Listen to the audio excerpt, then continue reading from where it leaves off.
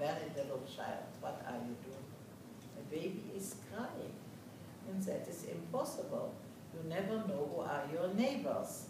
And then the families had to divide. And that was very sad. Then the little children were brought to farmers, because if the baby is crying in this house, nobody in the next house will hear it. And the parents could go where was found a place for them in the third floor or somewhere else. And we had a lot of trouble also after the war with this, because very often children came back without parents and parents came back without children, because the Germans also would look in the farmers' houses. And everyone that is going into hiding needed a false identity card. And if the identity card was not made real professionally, they immediately learned it, and then this little baby or child they would bring to the orphanage in Westerbork. Now in Westerbork, the Jewish people themselves had to make every week a list who is going with the cattle cars. There should be always about 1,000 people inside. And after all, sometimes they had to send their own family. It was very cruel that they themselves should make this list. But after all, there were people with a heart, and all the children from the orphanage, they tried to put at the Palestine exchange lists. My sister and me also came in this orphanage because we came without a mother. And now we were put at the second list for exchange. And now all these children also were put at the exchange lists. And so we had at the end 40 lists, and that was too many. And in November 43, again the trains came as usual, and there were not enough people to be sent. You couldn't send the trains with 600 people, that was waste. It was Jewish money, we learned after the war. But 600 people you cannot send, you have to send 1,000. And then the Jewish people had to go to the commandant from the SS, Albert Gemmeker, and ask him, whom are we sending tonight? And at that night, Gemmeker answered, I don't need 40 lists for exchange, I need only 2. And my family, really by luck, because we didn't have no parents, no sister and brother, and no children in this country.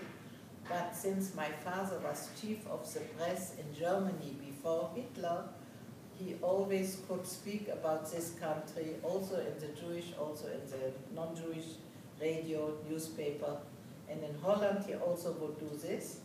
And they put us and my grandparents at the second list as so-named veterans. So now, again, in Westerbork, we are allowed in meantime to stay.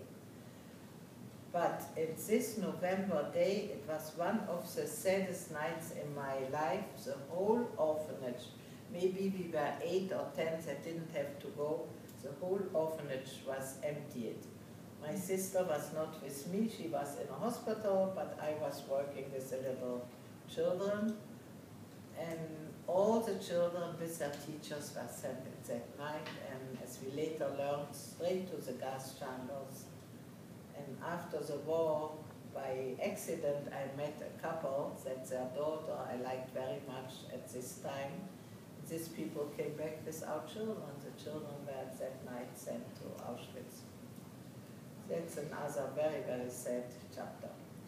And in January, this Albert Gemmeker, he calls all the people that are at the moment in Westerbork, we from the first and second list for exchange, and all the people with the passports, North America, South America, and England.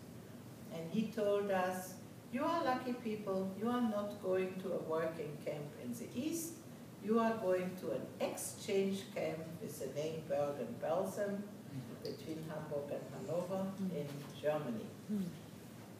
The day we should go, there were several transports. We went 15th of February.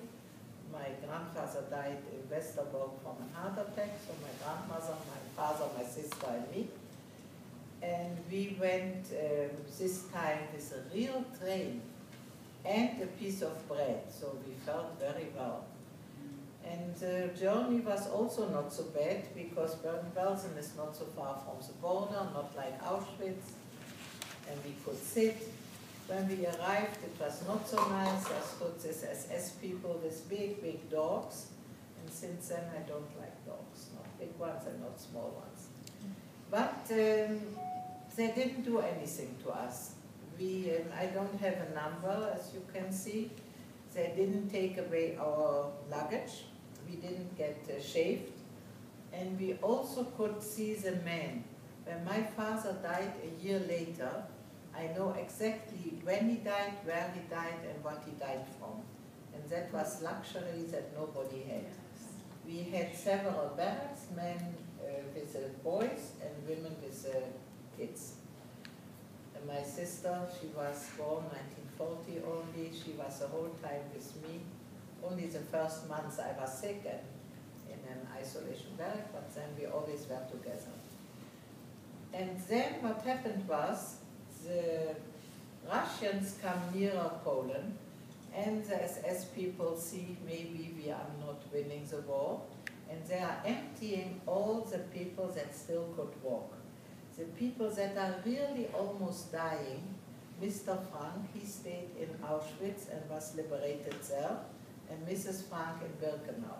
But the girls were sent with these open trains or with marshes, I don't know. But now our camp, Bergen-Belsen, that when we arrived in February 44 was quite empty. 1,000 people, maybe, we don't know who they were. They were all spread over. Only we from Holland, we got at the end 20 barracks. One barrack was full with Jewish people from Saloniki. And then in September 44, it started to be full and full and fuller. The bad thing is the people that arrived from Auschwitz and the other camps, they died very, very quick. Why did they die so quick? Look, we always had 2 barracks, and they were connected with a roof, but with the 3rd barrack in the middle, without doors and windows, and there were the taps of the cold water.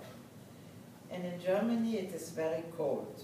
And if you have to wash yourself every day with cold water in the winter, then maybe you will die of pneumonia. And if you don't wash yourself every day, you will have lice. So we all had lice, because we lived so near together, and it were lice at our head, lice in the seams of the clothes, and lice from the wood of the beds. So three parts of lice were attacking us. And these people that came from the camps in Poland, they somewhere caught infected lice by typhus. And that is the reason so many, many died. Because if you work very hard, you don't get for years enough food, there is no medication, you are very weak, and then you get typhus, you almost have no chance of surviving. My little sister never got typhus. I twice got typhoid. Typhoid is only your abdomen. I made it. I don't know how. But typhus, both of us, we wouldn't have survived. Also in Bergen-Belsen, by the liberation, we were not there anymore. By the liberation, there were 60,000 people, but 13 or 15, something in the middle, died still. They were too sick, the English couldn't help them anymore. And now there come these people, more and more and more, and we don't know who they are, but they died very quick, and we couldn't speak with them. There was barbed wire between us, and with straw and watchtowers. And then one day we hear a rumor, there are coming 7,000 women, only women from Auschwitz.